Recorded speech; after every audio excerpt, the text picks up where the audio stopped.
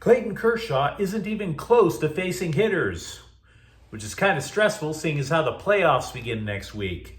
The Sparks fired their head coach, and the Clippers have waited all summer long to tell us Kawhi Leonard had a surgical procedure. Well, that's inconvenient. Good morning. I'm James. This is your daily dose of sports and snark for the greatest sports city in the world, Los Angeles. This is the faithful Angelenos Morning Report. It's September 25th, 2024. Still in the sanctum sanctorum of LA sports, but I got up super early because by the time you see this clip, I'm going to be on my way up north for work. Sucks for me.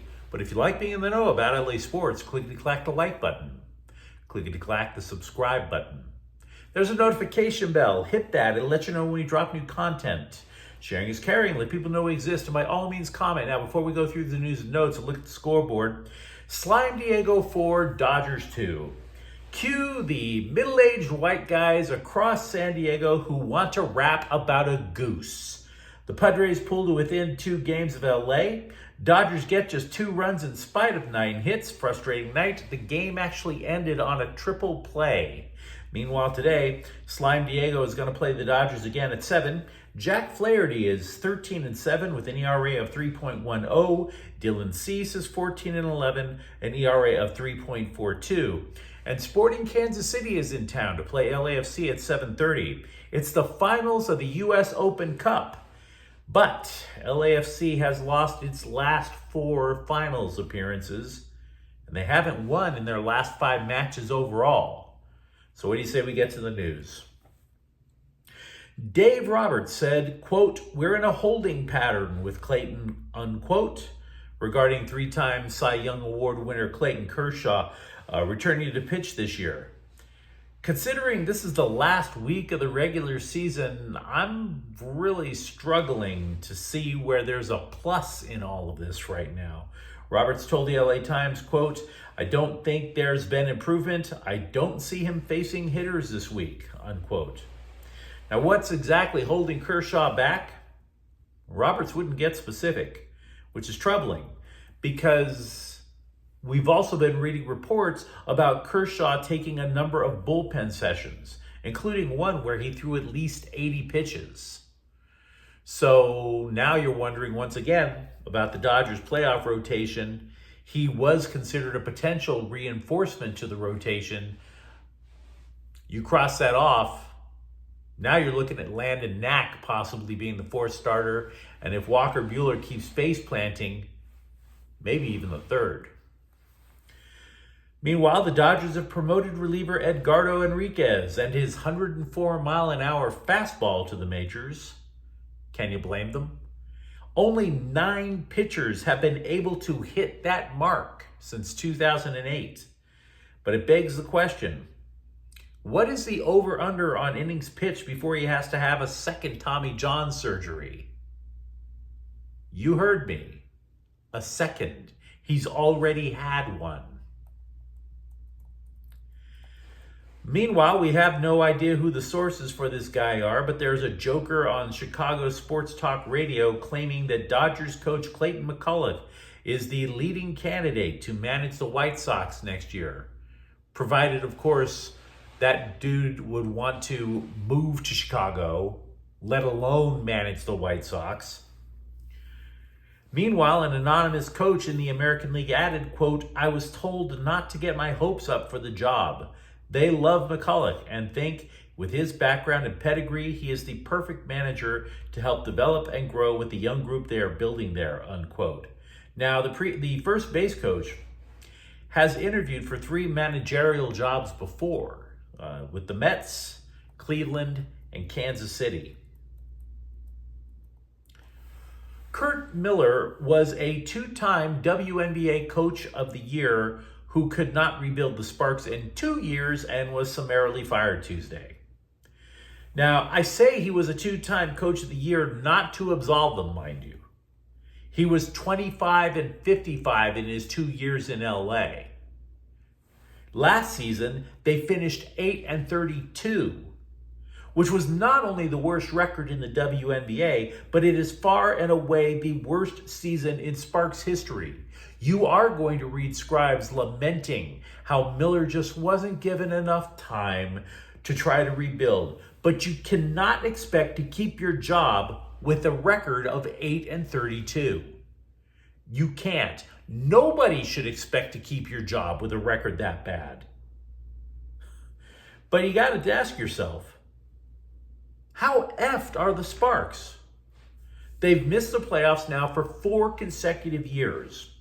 They had, going into the season, 2 of the top 4 picks in the last WNBA draft. And while it is true that Cameron Brink missed most of the season with a knee injury, did anybody ever get the impression that anyone on that roster gave a damn about basketball? For example, Brink seemed to care more about social media. If you try to look up news on the LA Sparks, and trust me, I did that every single day, you wouldn't hear about the team. You wouldn't hear about who's doing what. The only thing you would find out is that Brink is breaking the internet, showing off her legs again. Dearica Hamby had a good season, but we know more about her lawsuit against the WNBA over allegations of an unfair work environment in Las Vegas. And the now retired Lashia Clarendon was seen more as a civil rights pioneer than a basketball player because she's non-binary. None of this is to suggest that you can't have a cause in life. None of this is to say that you can't have a TikTok. This is to say that I can't tell you anyone on that roster who would rather die than lose a basketball game. Those type of players are essential. You can talk about how Kobe Bryant was a unicorn because he was that type of player who would rather die than to lose. But the Lakers had more than Kobe Bryant with that type of mentality. Derek Fisher had that type of mentality, and he didn't have near the talent level of Kobe Bryant. Do the players on the Sparks roster do any of them have that kill or be killed mentality? I don't think Miller had any. And as a result of not having any killers on his roster, he's the one who got killed. Now, as for the next WNBA draft, the Sparks have a 44% chance of winning that lottery. But what does it matter if the players have all these other side hustles going on? If basketball is not the dominant thing in their life, lousy results are the inevitable result. Kawhi Leonard had a surgical procedure on his knee during the offseason, according to The Athletic. Why, oh why, do the Clippers continue to lie to us about Leonard's health? Why do they do it? Stop me if you've heard this before. Oh, Kawhi Leonard, he's dealing with something, but we're all super optimistic that he'll be okay for training camp. Oh, super optimistic. He'll play the whole season. We're super optimistic he's going to be part of the playoffs. Or this previous incarnation this summer, oh, we really, really, really wanted Kawhi Leonard to be on the Olympic team. The hell you did. This is all lies. This is, as the kids say, cap. You didn't want him pushing himself this summer with a bum knee. We were talking about it, how you guys were claiming that Kawhi, you really wanted him to be on the team. No, you didn't. If his knee got tweaked over in the Olympic Games, you open a brand new arena with exactly 0 stars. Because James Harden can't cut it like that anymore. Leonard might miss the start of the season, by the way. He's literally going to spend all of training camp strengthening the knee. No team drills, no 5-on-5, just him and a personal trainer sitting off to the side doing yoga or whatever. Pilates, Zumba. And if you're like me, you might be wondering to yourself right now, did the Clippers extend the wrong guy? You tell me in the comments thread. I'm not sure if J.J. Redick naming his starting five for the Lakers before training camp is the right call. But I'm even less certain the Lakers hiring Redick in the first place is the right call. So who am I? Redick goes on a podcast that I don't listen to. Not his podcast, by the way. And he listed his starting five. It's already done before training camp. No drama. It's going to be LeBron James, Anthony Davis, D'Angelo Russell, Austin Reeves, and Rui Hachimura. The only question before this announced, the only alleged controversy that might have come about, was if the lineup was going to include Hachimura or Jared Vanderbilt.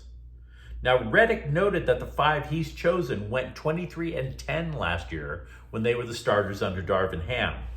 Redick added that a previous staple in the Lakers offense was not going to be as common this year. Quote, I don't mean LeBron is going to walk the ball up and get ball pressure at 94 feet and run a high pick and roll every time.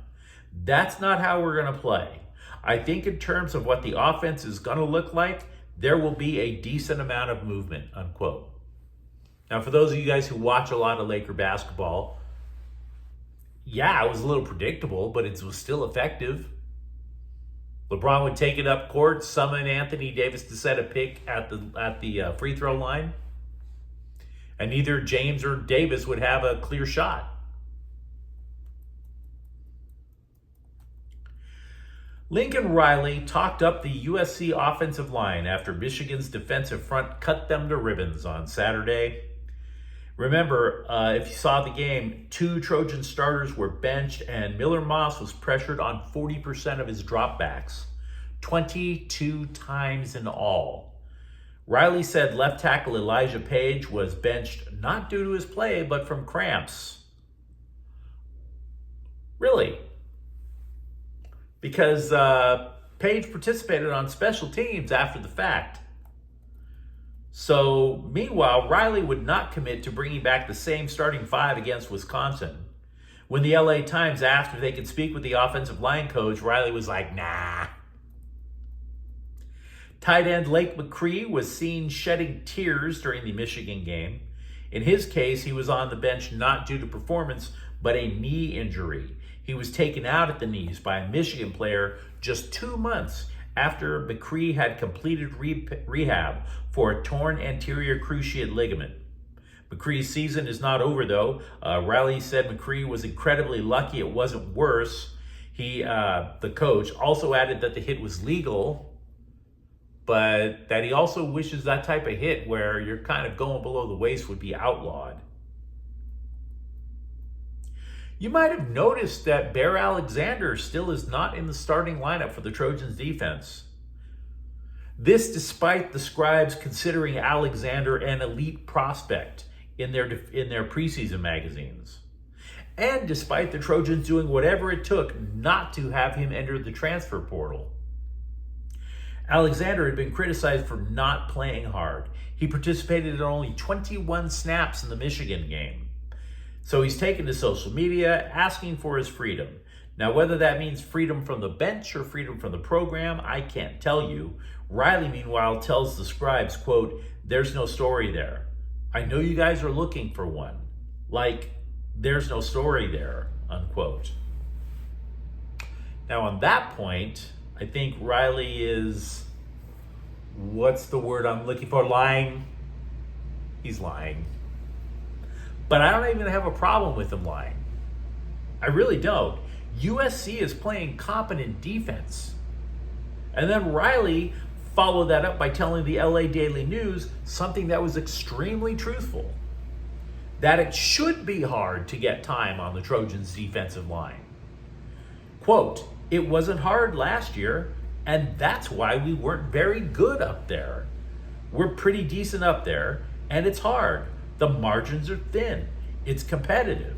And there's tough decisions to make every week, unquote. Yes, the last few days for the Chargers have looked kind of bleak. But at least CBSSports.com thinks they drafted well. They ranked receiver Ladd McConkey as the 3rd best rookie in the league so far this year. Quote the scribe, No one does a better job at creating separation and presenting themselves as a viable target quite like McConkey. Unquote. Now, through 3 games, McConkey has 10 catches for 109 yards and a touchdown. So it's not like he's setting the world ablaze. He's not stinking up the joint. And by the way, for all the talk and by we I pretty much mean me, for all the talk I gave the Rams draft, none of their picks has made CBS's top 10. Derwin James's appeal of his 1-game suspension was shot down by the NFL faster than Magic Johnson at a Diddy house party. He was suspended because of a hit on a Steelers tight end, according to the NFL. The NFL is saying that was the latest in a long line of unnecessary roughness penalties. He is going to miss playing against the Chiefs on Sunday. Would you let me know what you think in the comments thread? Talk to me about whether or not you buy into Clayton Kershaw not being ready to face hitters. What do you think about the LA Sparks? If they even have a prayer next year. And if you enjoyed the content, don't forget to subscribe to Faithful Angelenos. We're talking LA sports every single day here. Thank you for watching. I'm James. We'll be back tomorrow. Faithful Angelenos is a Kian Cordial Queso production. Take care.